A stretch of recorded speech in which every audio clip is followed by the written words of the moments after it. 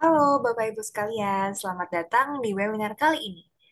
Perkenalkan, saya Lisa Erin, bisa dipanggil Erin. Saya adalah seorang tutor pemrograman online selama sekitar 1 tahun dan saya juga telah berpengalaman mengajar lebih dari 100 murid secara online. Sebelumnya terima kasih karena Bapak dan Ibu sudah menyempatkan waktunya untuk hadir di webinar ini.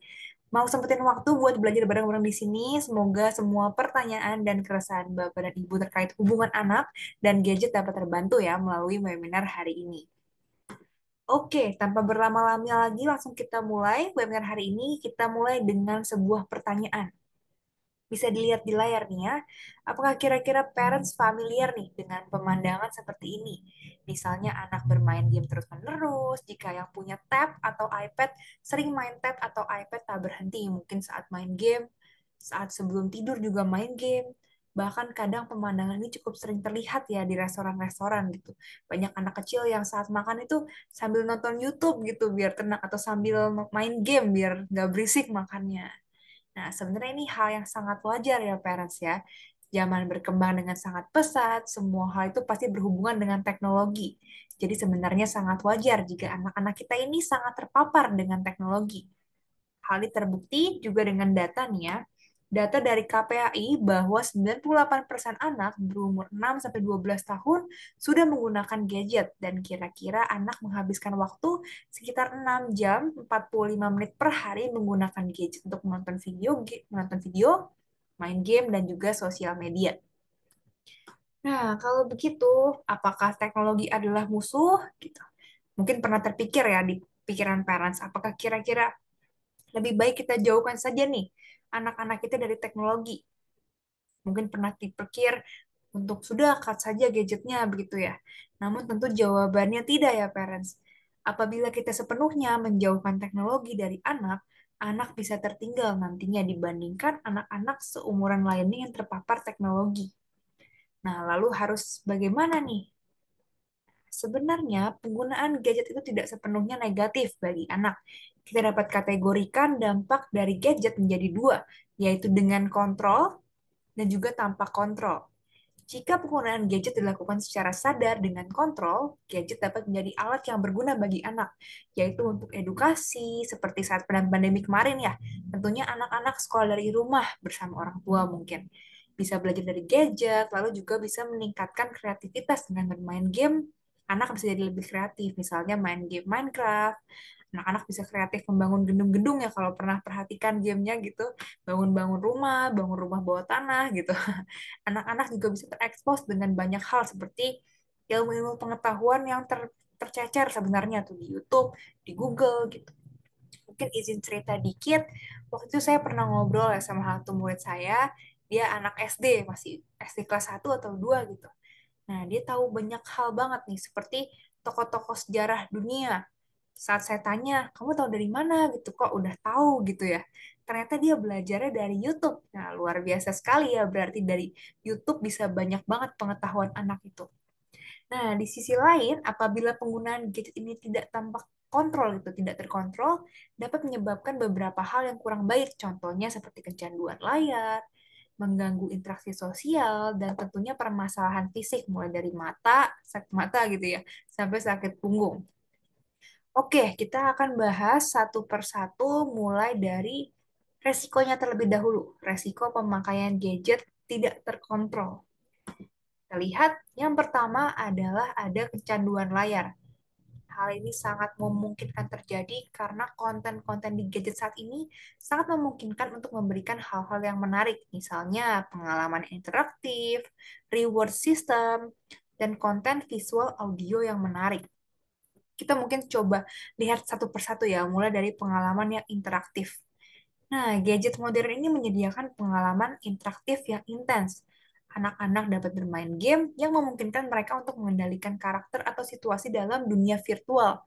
Misalnya saat main game Minecraft gitu, mereka jadi karakternya atau mungkin kalau parents tahu mungkin main game Mobile Legends gitu, mereka jadi karakternya, jadi hero-nya gitu yang menyerang-nyerang dan sebagainya. Nah, ini itu memberi mereka rasa pengendalian dan pencapaian yang dapat meningkatkan perasaan senang mereka gitu. Makanya ini dapat bikin kita kecanduan gadget, kecanduan layar. Yang kedua tadi ada reward system. Nah, jadi banyak game atau aplikasi sosial media yang menggunakan reward system yang kuat. Misalnya mereka memberikan poin, memberikan hadiah, dan penghargaan visual ketika anak mencapai tujuan tertentu atau memainkan game dengan baik. Nah, ini memicu pelepasan dopamin, mungkin udah pernah dengar atau sering dengar gitu ya. Zat kimia dalam otak yang terkait dengan sensasi kesenangan yang membuat anak ini merasa bahagia gitu. Bahagia dan ingin terus bermain. Nah, tadi yang ketiga ada konten visual dan audio yang menarik. Nah, gadget ini menyediakan konten visual dan audio yang kaya, termasuk video, musik, gambar yang menarik. Nah, stimulasi yang intens ini dapat menyebabkan anak ini terpesona dan sulit untuk mengalihkan perhatian mereka gitu. Nah, jadi karena ada kesenangan yang instan, pengalaman yang memuaskan ini bisa sangat kuat nih bagi otak anak yang masih dalam tahap perkembangan. Otak anak cenderung lebih rentan terhadap pengaruh stimulasi yang intens. Dan ini dapat menciptakan keinginan yang kuat untuk terus-menerus menggunakan gadget. Nah, makanya kenapa penting nih bagi parents nih untuk mengawasi dan mengatur penggunaan gadget anak-anak dengan bijak untuk menghindari resiko kecanduan layar dan memastikan keseimbangan dengan aktivitas offline yang penting untuk perkembangan anak. Oke, kita lanjut ke resiko selanjutnya nih. Selain kecanduan layar, kalau penggunaan gadget tak terkontrol juga dapat mengganggu interaksi sosial. Nah, ini udah ada hasil survei gitu ya, bahwa orang tua ini banyak kan setuju nih, bahwa penggunaan gadget untuk anak dapat mengganggu kegiatan sosial mereka. Anak-anak yang terlalu sering terpaku pada layar gadget cenderung menghabiskan waktu lebih banyak sendirian dibandingkan interaksi dengan teman sebaya maupun anggota keluarga. Nah, ini dapat mengakibatkan isolasi sosial, di mana mereka merasa kesulitan memahami dan berkomunikasi dengan orang lain dalam situasi nyata. Di sisi lain, interaksi sosial yang sehat dapat membantu anak-anak mengembangkan keterampilan komunikasi seperti berbicara, mendengarkan, dan membaca ekspresi wajah. Nah, ketergantungan pada gadget dapat merusak kemampuan ini karena komunikasi melalui pesan teks atau media sosial seringkali lebih dangkal dan kurang nuansa dibanding interaksi tatap muka. Maka dari itu, penting untuk menyadari dampak negatif dari penggunaan teknologi yang tak terkontrol terhadap interaksi sosial dan mencari cara untuk mengatasi masalah ini. Oke, kita akan lanjut ke resiko selanjutnya. Ada lagi nih, yaitu permasalahan fisik. Nah, hal ini terjadi ketika anak terlalu lama atau terlalu sering menggunakan gadget. Bisa seperti ada masalah postur, gangguan mata, dan kurangnya aktivitas fisik. Mungkin parents lumayan relate juga gitu ya, kalau misalnya bekerja atau lagi fokus buka HP gitu. Kadang-kadang nggak sadar duduknya tiba-tiba bongkok, atau tiba-tiba layarnya makin deket sama mata gitu ya. Anak-anak sama juga nih. Jadi ketika seseorang terlalu lama menghadap layar, postur tubuhnya itu seringkali menjadi buruk. Nah, hal ini dapat mengakibatkan berbagai masalah postur seperti bahu melengkung, punggung membungkuk, atau leher yang tertekuk. Nah, masalah postur ini jika tidak ditangani dapat berujung pada nyeri dan bahkan masalah tulang belakang yang cukup serius. Nah, penggunaan gadget yang berlebihan dapat menyebabkan juga ketegangan mata. Nah, kalau parents mungkin udah sering dengar juga gitu ya, layar gadget seringkali menghasilkan cahaya biru yang dapat mengganggu ritme sirkadian alami tubuh dan mengganggu tidur. Selain itu, penggunaan gadget dalam jangka waktu yang lama dapat menyebabkan mata kering, silau gitu ya, atau bahkan gangguan penglihatan jangka panjang. Nah, anak yang terlalu sering menggunakan gadget itu juga cenderung kurang aktif secara fisik gitu ya. Karena permainan di gadget tuh kebanyakan duduk gitu ya, kecuali gadgetnya pakai WI gitu ya, yang bisa gerak-gerak atau VR, mungkin itu bisa aktif secara fisik. Tapi kalau iPad, HP itu mungkin cenderung kurang aktif secara fisik jadinya anaknya. Nah, ini dapat menyebabkan masalah kesehatan, contohnya seperti obesitas, penurunan massa otot, dan penurunan kesehatan jantung. Kehidupan yang tidak aktif juga dapat berkontribusi pada resiko penyakit seperti contohnya diabetes tipe 2 itu kalau long term nih, jangka panjang jika terus-menerus kurang aktif secara fisik. Nah, maka dari itu lantas bagaimana caranya nih untuk memaksimalkan penggunaan gadget bagi anak? Nah, ini saya akan share ada beberapa langkah gitu ya, beberapa tips yang mungkin tentunya bisa dicoba untuk diadaptasikan, tapi mungkin nggak cuma tiga ini yang mungkin nanti harusnya bakal lebih banyak lagi, 3 sampai 5 atau mungkin parents yang udah terjun langsung nih ya ke lapangan mungkin ada tambah-tambahan lagi, boleh gitu. Oke, yang pertama adalah alangkah baiknya nih jika parents menjadi role model bagi anaknya. Salah satu solusi efektif untuk mengatasi permasalahan penggunaan gadget berlebihan pada anak adalah dengan orang tua jadi contoh yang baik bagi anak-anak mereka. Jadi ketika orang tua menunjukkan perilaku yang seimbang dalam penggunaan teknologi seperti menetapkan batas waktu yang wajar, mengutamakan interaksi sosial langsung, dan mendedikasikan waktu untuk aktivitas di luar rumah, mereka ini memberikan contoh positif bagi anak-anak mereka. Anak-anak cenderung meniru perilaku orang tua mereka. Jadi ketika orang tua menghadirkan pola penggunaan gadget yang sehat dan seimbang, mereka membantu membentuk kebiasaan yang sama pada anak-anak mereka. Nah, selain itu orang tua juga dapat berkomunikasi secara terbuka dengan anak-anak tentang pentingnya penggunaan gadget yang bertanggung jawab dan dampak negatif dari penggunaan berlebihan, sehingga anak-anak ini lebih sadar dan memiliki pemahaman yang lebih baik tentang penggunaan teknologi yang sehat. Dengan menjadi role model yang baik, orang tua dapat memberikan kontribusi positif dalam bentuk perilaku anak-anak mereka terkait penggunaan gadget. Jadi, begitu ya, Peres ya. Sebisa mungkin kita menjadi role model nih bagi anak kita, memberikan contoh gitu. Nah, yang kedua, ada juga kita perlu membatasi durasi penggunaan gadget per hari. Nah, pembatasan ini bertujuan untuk memberikan struktur yang jelas dalam penggunaan teknologi bagi anak-anak. Dengan menetapkan batasan waktu yang baik dan wajar, orang tua dapat membantu anak-anak mereka untuk mengalokasikan waktu dengan lebih bijak, sehingga mereka memiliki waktu yang cukup untuk aktivitas lain, contohnya seperti interaksi sosial, belajar, maupun berolahraga. Nah, penting juga nih bagi parents untuk menjelaskan secara terbuka kepada anak tentang alasan di balik pembatasan ini, seperti untuk menjaga keseimbangan dalam hidup mereka dan mencegah dampak negatif dari penggunaan gadget secara berlebihan, seperti itu.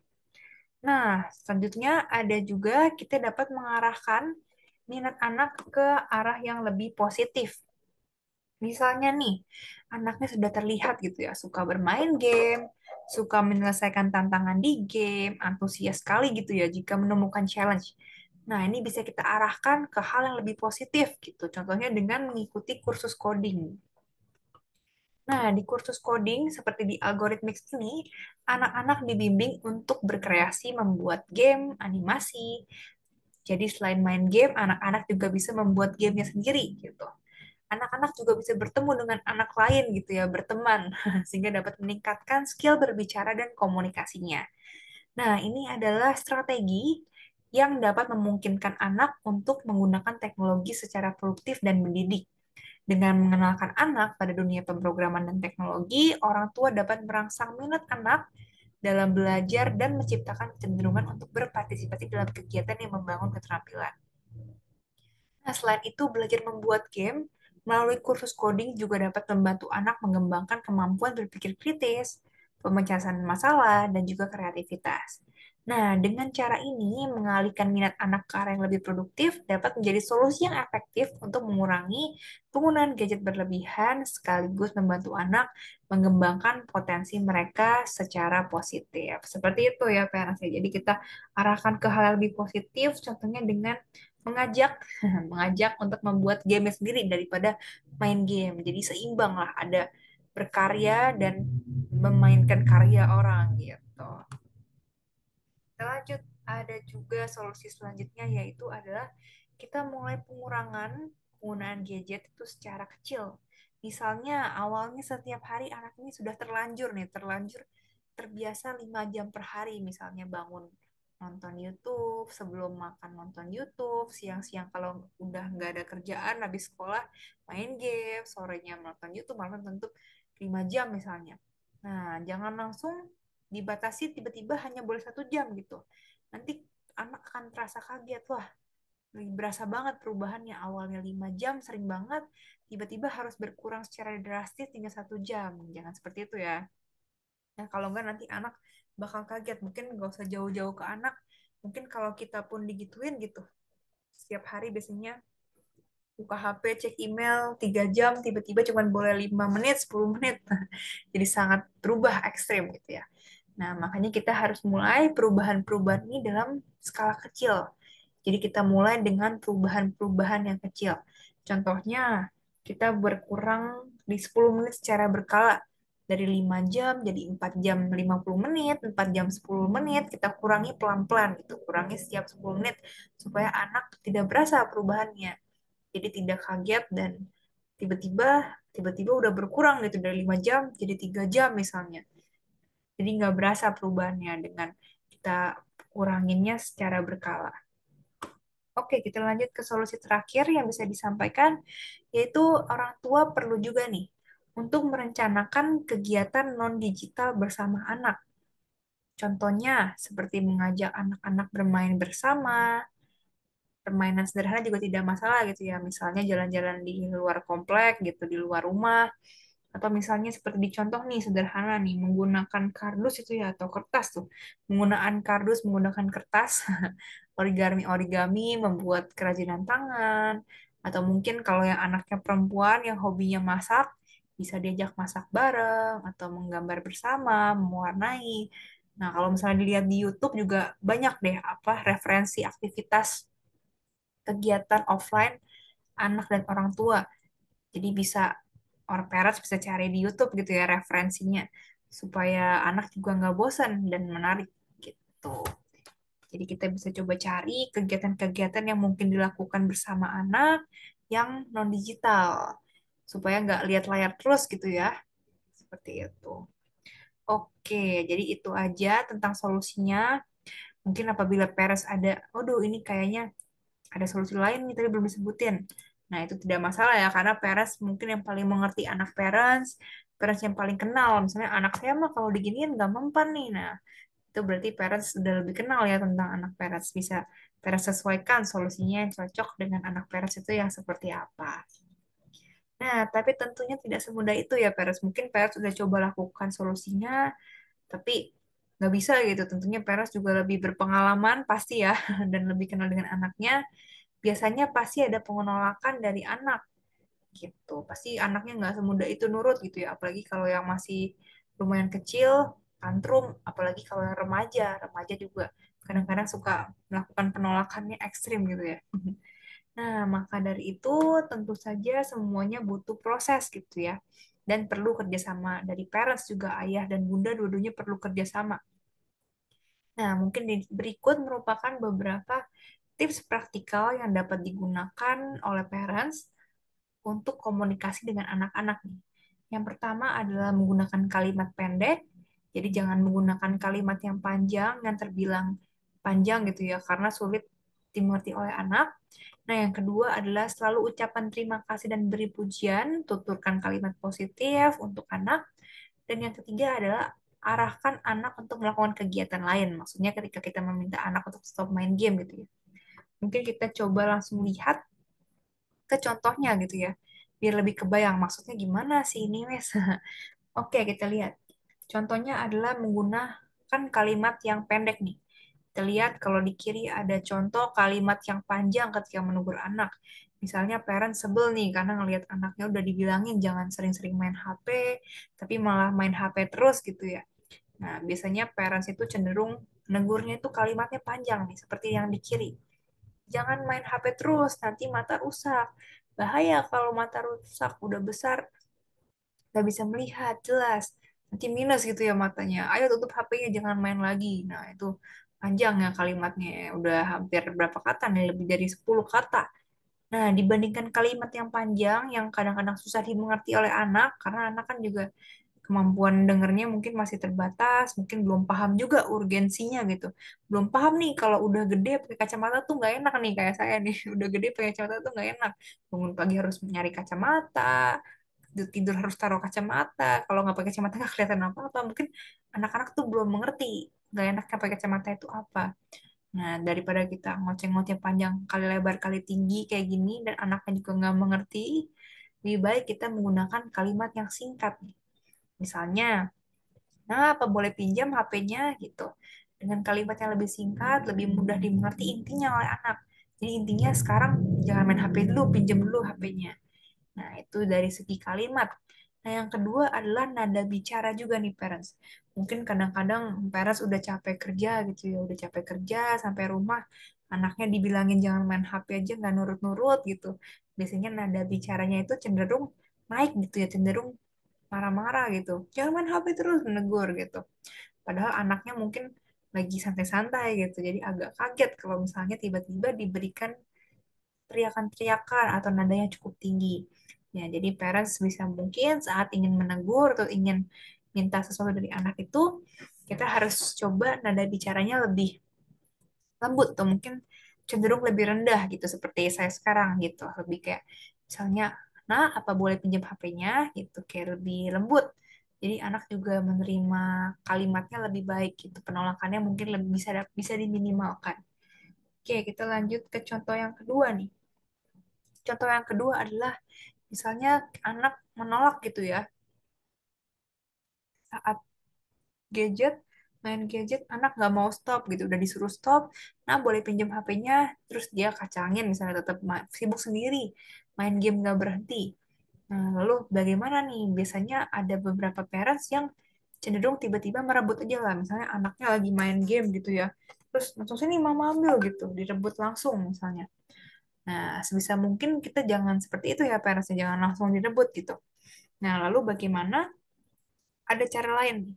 Cara lain untuk mengambil barang anak gitu ya, bukan maksudnya cara lain untuk melepaskan anak dari gadget. Contohnya adalah dengan mengarahkan anak untuk melepaskannya sendiri. Wah, jadi anaknya nih kita nggak suruh anaknya lepasin, tapi anaknya tiba-tiba pengen lepasin sendiri gitu. Dengan cara memberikan pilihan kepada anak. Nah, maksudnya adalah misalnya anaknya lagi main iPad gitu, tapi iPad-nya mau kita pakai. Nah, dibandingkan kita rebut gitu ya, kita minta langsung, kita bisa kasih misi gitu kan, anaknya kasih tugas misalnya kayak gini. Nah, apakah boleh minta tolong iPad-nya taruh di tas ibu gitu. Jadi jadi dia nggak cuma lepasin iPad-nya doang, tapi dia harus ada misi, ada tugas yaitu taruh di dalam tas ibu gitu. Atau nah, apakah boleh minta tolong iPad-nya taruh di meja?